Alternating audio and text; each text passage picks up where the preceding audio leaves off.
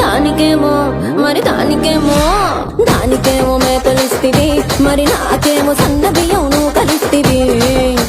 మేకలేమో మందలుగా పెరిగిపాయ, నాకిచ్చిన నూకలేమో ఒక్క పూట కరిగిపాయ. ఆడపచ్చరాళ్ళ జూకాలిస్తివి, మరి